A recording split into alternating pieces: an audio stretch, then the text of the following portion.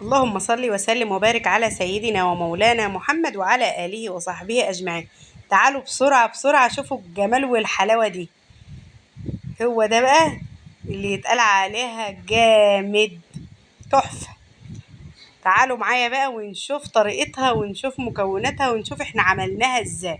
ايه الجمدان ده كله، تحفة بجد. يلا ما تنسونيش باللايك والاشتراك وتفعيل زر الجرس عشان يوصلكوا كل جديد ان شاء الله. تعالوا بقى نشوف مكوناتنا ونشوف احنا عملنا ايه وعملنا الوصفة بتاعتنا دي ازاي. تعالوا معايا. هي دي بقى اللي هنسميها صينية العزومات. لو جالك اي ضيف في اي وقت تلحقي نفسك وتعملي الصينية دي في 10 دقايق بتكون خلصانة معاكي ومستوية وزي الفل، والف هنا على قلب اللي ياكل منها. يلا بقى ما نضيعش وقت كتير وتعالوا نشوف احنا عملناها ازاي ومكوناتها ايه.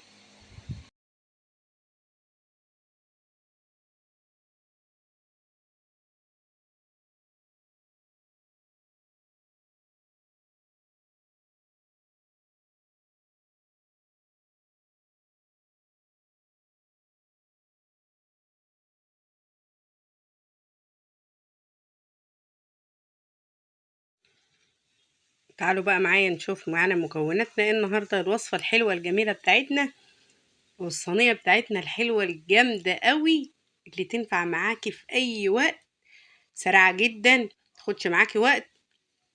انت حضريها في هم 10 دقايق بالظبط بتكوني خلصانة. يعني لو جالك ضيوف في اي وقت فجأة ممكن تعملي دي، وحلوة جدا وشكلها حلو جدا، ومش يعني ان هي حاجة قليلة، هي ما شاء الله كويسة جدا. تعالوا نشوف مكوناتها.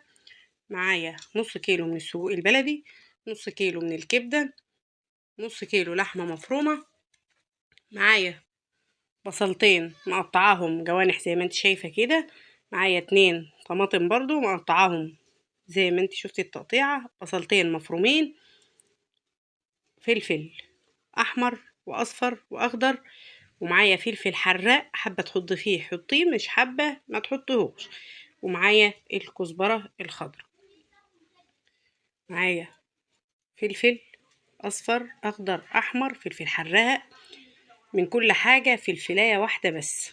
تمام. طماطميتين بصلتين متقطعين جوانح، معايا بتاع كزبرة خضرة عود صغير جدا مش كتير، نص كيلو سجق بلدي، نص كيلو كبدة، نص كيلو لحمة مفرومة. أول حاجة هبدأ أجهزها الكفتة، لأن هي يعتبر هي اللي هتاخد تجهيز، لكن كل الحاجات الباقية جاهزة. أنا قطعت خضاري وجهزت كل حاجتي قبل ما أبدأ الفيديو معاكم عشان تبقى كل حاجة معايا جاهزة. معايا هنا فرمت اللحمة تاني في الكبة، فرمت البصل كان مفروم، أنا موريهولكوا هو مفروم، شفتوا معايا في البداية. فرم البصل ما عصرتش المية بتاعته ولا حاجة، انا بعصره وبرجع وانا بعجنها بحتاج المية بتاعته بحطها تاني فيبقى ملهاش لازمة. بفرم البصل كويس جدا، فرمه بصل ناعم جدا، وقطعت عود الكزبرة مش كتير، نحط عود قليل جدا زي ما انتوا شايفين كده، عود قليل جدا خرطته خرط ناعم. وهبدأ أعجن الكفتة بتاعتي. أهم حاجة في الكفتة العجينة بتاعتها، اعجنيها كويس جدا، وهضيف عليها ايه، بهارات الكفتة اللي هي البهارات الجاهزة، ممكن تجيبيها من أي سوبر ماركت أو من أي عطار جاهزة عندك، وشوية ملح، مفيش أكتر من كده. واعجنيها بقى كويس. حابة تعمليها صوابع اعمليها، يعني ان هي الكفتة بتاعتنا اللي الصوابع العادية، انا هعملها زي كفتة داوود باشا اللي هي الكور دي.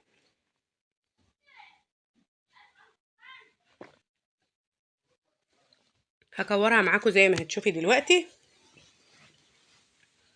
وبعدها على طول هبدأ احضر الصينية الجامدة جدا بتاعتي اللي هي صينية العزومات. تعمليها وانت عندك اي ضيوف، ما تبقيش مكسوفة من اي حاجة جد خالص، لان هي هتسد معاكي في اي حاجة، جامدة جدا. شو بقى اهم حاجة تعجني الكفتة كويس. هنا انا هجرب اهو معاكي، الحمد لله ما شاء الله عليها، لا فكت مني ولا اي حاجة خالص، وانا ما ضفتش ليها اي حاجة غير اللي انت شفتيها معايا. البهارات والملح والبصلة والكزبرة وبس، وعجنتها، ما ضفتلهاش اي حاجة تاني.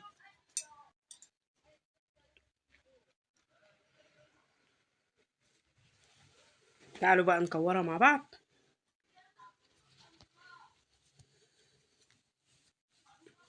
اللي لسه ما حطش لايك يحط لايك، واللي لسه لأول مرة يشوفنا اضغطي اشتراك، وما تنسيناش بدعوة حلوة.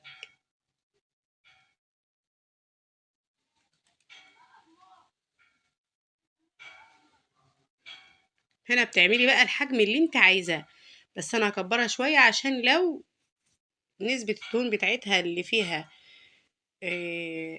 هي نسبة دهون قليلة مش كتير، فمش هتصغر معايا قوي، بس لازم حجمها يكون حلو كده عشان لما تكش ما تكشش قوي. هتشوفيها معايا بعد التسوية هتلاقيها زي ما انا عاملاها. خلص بقى الكمية بتاعتي، والصينية بتاعتنا هتكون جاهزة معانا. واقول لكم هنعمل ايه. 10 دقايق بالظبط تسويتها. وقت التسوية بتاعتها انا ما سرعتش الفيديو شغال معاكي من اول ما بدأت لحد ما هنهيه، وهو على وقته زي ما هو، ما فيش اي تسريع في وقت الفيديو. مدة التسوية بتاعته هي نفسها اللي كانت معايا على البوتاجاز، ما فيش اي وقت زيادة. هي يا دوب 10 دقايق 12 دقيقة، مش اكتر من كده.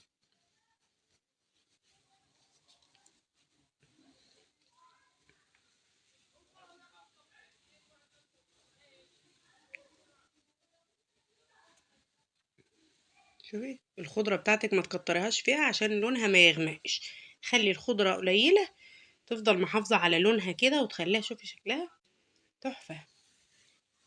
ولسه اما تستوي بقى الجمال والجمال، لما تستوي وتدوقيها كده وتقولي لي رأيك فيها. جربيها وهتعجبك جدا. وهنا خلاص غمضي فتحي هتلاقيني خلصت الكمية بتاعتي، ونروح نشوف بقى احنا هنعمل ايه على البوتاجاز. هنا نص كيلو اللحمة طلع معايا كمية كويسة مش قليلة خالص، ما شاء الله زي ما انت شايفة الكمية كويسة جدا. يعني انا غلطت غلطة واحدة في الوصفة دي. مش عيب ان انا اقول انا غلطت الغلطة دي، لانها غلطة بسيطة جدا، ان الصينية بتاعتي كانت صغيرة. المفروض كنت كبرت الصينية شوية، ان الكميات بتاعتي ماهوش قليلة، فكنت عايزة صينية اكبر، فانا كملت زي ما هي. هنا حطيت الصينية على النار، حطيت فيها شوية زيت، وهنزل بالسجق، او عايزة تنزلي بالكفتة ده او ده مفيش اي مشكلة. بتنزلي بالسجق تديله تشويحة، وبعد كده تنزلي بالكفتة تشوحيهم كويس. انا هنا هنزل بالسجق او زي ما قلت لكم. طبعا فكاه كله من بعضه، يعني قص الفواصل اللي بينهم، الربطات اللي بينهم وبين بعض ده عاملاها كل صوابع لوحدها. اديلهم بقى تقليبة كده حلوة. ولو عندك بقى حتة ليا او بتحبي الليا يعني عامة، تحطي فيها حتة بقى هتوديها لك في حتة تانية خالص. انا طبعا ما بحبش اي حاجة تخص الخروف، يعني السجق ده انا مش باكله على فكرة. ناكل كبدة وكفتة ماشي، لكن سجق لا. هنا بقى احطه على جنب كده عشان انزل بالكفتة. شوحت السجق، انزل بقى بالكفتة بتاعتي، بخلي المكان كده احط السجق على جنب عشان انزل بالكفتة بتاعتي. الكفتة هنا مش هقلبها غير لما تاخد لون على الجنب التاني الاول.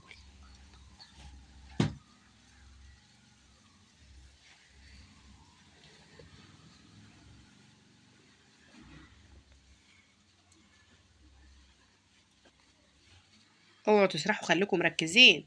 وصفتنا النهاردة وصفة سهلة جدا وبسيطة وحلوة جدا جدا جدا، وجربوها وهتعجبكم جدا.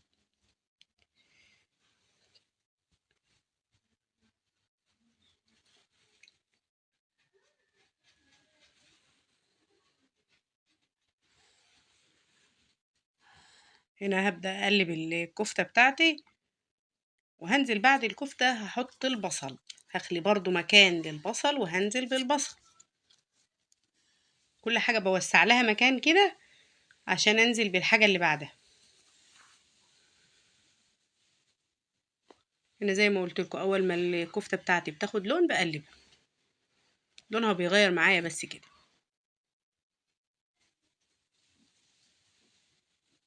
ولا بتفك معاكي ولا اي حاجه خالص، اعمليها زي ما بقولك كده وهتعجبك جدا. شوفي لونها خطير.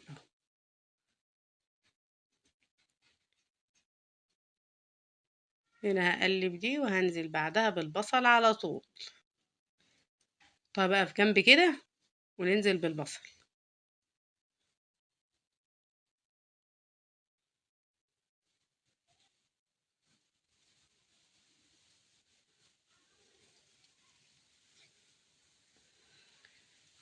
صلوا على النبي يا حبايبي كده وما تسرحوش. صلى الله وسلم وبارك على سيدنا مولانا محمد وعلى آله وصحبه أجمعين. كده تمام. انا كده بقى بخلي مكان للبصل زي ما قلت لكم. هنزل بالبصل بتاعي اللي انا مقطعاه جوانح، بصلتين وسط مقطعاهم جوانح. اول حاجه نزلت بقى من الخضار البصل. احنا لسه معانا ايه لحد دلوقتي؟ احنا نزلنا بالسجق وبالكفته وبعدين البصل.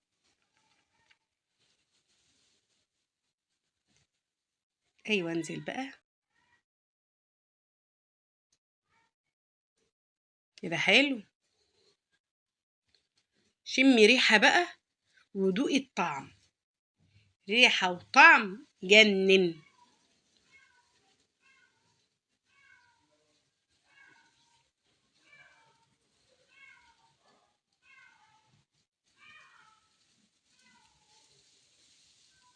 ادي للبصل نفس التشويحه بتاعه اللحمه، قلبها كويس.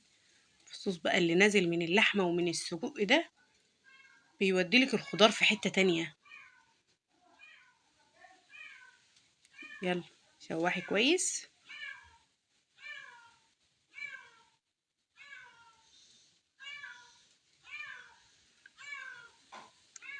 بعد كده خليت المكان لايه؟ للجامد قوي بتاعنا التقيل الاول، مفيش حد اصلا مش بيحبها، الكبده. ننزل بالكبده بتاعتنا، والكبده هنا هسيبها برضو تاخد لون الاول زي اللحمه بالظبط.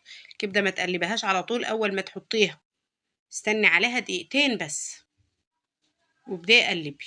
انا هنا كنت بوسع لها بس المكان لكن مش هقلب. استنى بس دقيقتين وهقلبها. وهتنزلي بباقي الخضار بتاعك اللي هو الفلفل الوان، فلفل احمر واصفر واخضر. فلفل حراق عايزه تضيفيه، مش عايزه ما تحطيهوش زي ما تحبي. بس قبل ما اضيف الخضار بتاعي هحط على الكبده بهاراتها، لان معايا السجق فيه البهارات بتاعته. الكفته حطلها برضو بهاراتها وملحها. الكبده لسه ما تحطلهاش اي حاجه. هنزل على الكبده بملح، فلفل اسود، رشه كمون وكزبره. بس كده، ملح فلفل اسود رشه كمون ورشه كزبره. قلبتها ايه زي ما انت شايفه اخدت اللون بتاعها.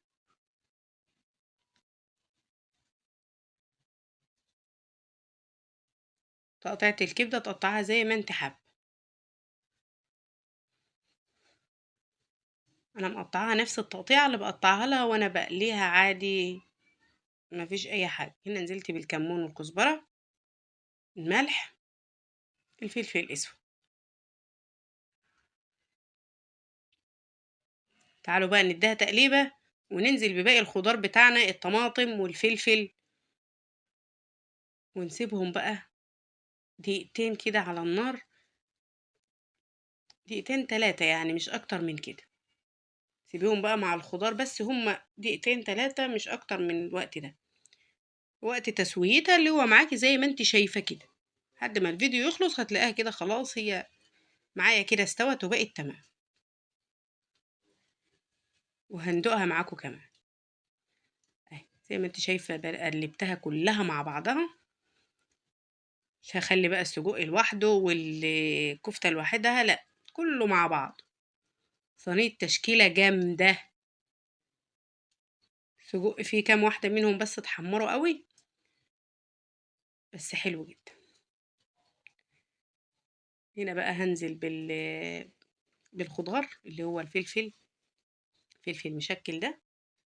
وميكس الالوان هنا بقى تحفه، ميكس الالوان عاطيلك شكل جامد جدا.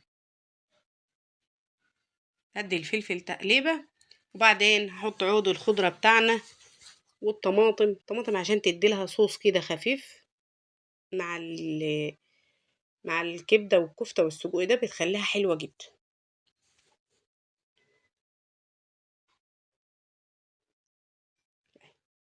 نزلت بالطماطم. الطماطم بتاعتنا لازم تكون طماطم جامده عشان تعرفي تقطعيها نفس التقطيعه دي، ما تكونش طماطم مستويه ان هي تبقى سايبه معاكي كده وما تبقيش عارفه تتحكمي في تقطيعتها. وهنا بقى خلاص نزلت باخر حاجه معايا اللي هو عود الكزبره بتاعنا، عود صغير جدا قطعته قطع صغيره ونزلت بيه في الصينيه بتاعتنا الجامده دي. جربوها وقولوا لي رايكم فيها، وان شاء الله رايكم ي... ي... ان شاء الله تعجبكم جدا، رايكم يهمني كمان. اديلها تقليبه وهوريكم شكلها بعد ما استوت. شوفي بقى الجمال، والكفته بتاعتي متماسكه وزي ما هي ازاي، وبرده ما صغرتش قوي، حجمها معايا كويس ما شاء الله. والكبده بتاعتي مستويه والخضار بتاعي كمان استوى. صينيه جامده جامده جدا. جربوها وان شاء الله تعجبكم. تنسونيش بدعوه حلوه من قلوبكم ليا ولكم بالمثل ان شاء الله. شوفي بقى الجمال، شوفي بقى الصوص اللي نازل ده تحفه تحفه، اقسم بالله جميله. ايه الجمال ده، ايه الجمدان ده. ألف هنا على قلب اللي أكل منها. متنسوش اللايك والاشتراك وتفعيل زر الجرس عشان يوصلكوا كل جديد إن شاء الله. أشوفكوا في فيديو جديد يا حبايبي. واستنوا آخر حاجة هنقفل معاكم الفيديو بيها، رأي منى لما تدوق الوصفة الجامدة بتاعتنا دي. اسمعوا منها بقى رأيها،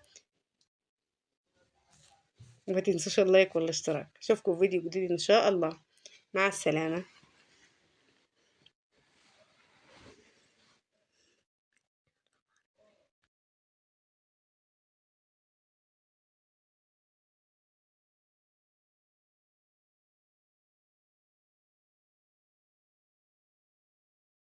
ازيكم يا حبايب قلبي، عاملين ايه؟ يا رب تكونوا بخير. انا دلوقتي اللي هنهي معاكم الفيلم. انا هدوق معاكم بقى دول. يلا دي وقولي لي رأيك يا منى. شوية تخش اكتر من كده كده. يلا دوقي.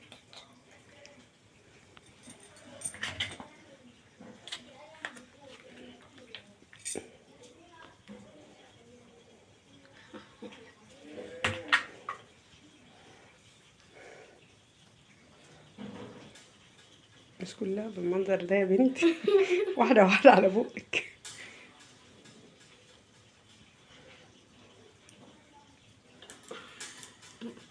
براحتك، قولي رأيك بأمان. جامد بجد. والله جامد. طب دوق الكبدة كده، دوق الكبدة. انت اخدت سجق، دوق الكفتة والكبدة كده وقولي لي مستوية مش ولا عارفة لا. اجيب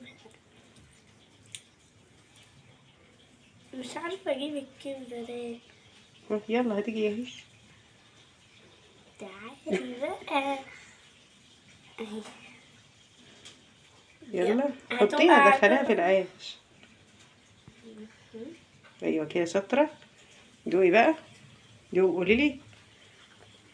منى ما بتحبش الطحينة يا جماعة، عشان كده مش هتحط عليها طحينة.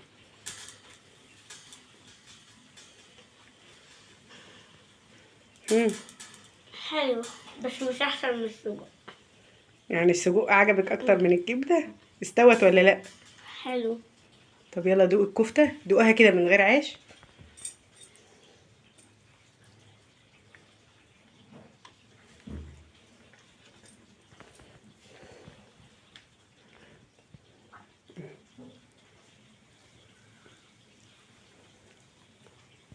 تحفة بجد. تحفة. طب يلا انهي بقى معاهم الفيديو. مع السلامة. مش هتقولي لهم على حاجة؟ اضغطوا اللايك قبل تنسوه. لا ابلعي اللي في بوك الاول. مش سخن. يلا اضغطوا لايك واشتراك، ولو لسه يعني ما اتفرجتوش على فيديوهاتنا اضغطوا اشتراك واتفرجوا على الفيديوهات، اضغطوا اللايك، اكتبوا تعليق بقى. مع السلامة. مع السلامة.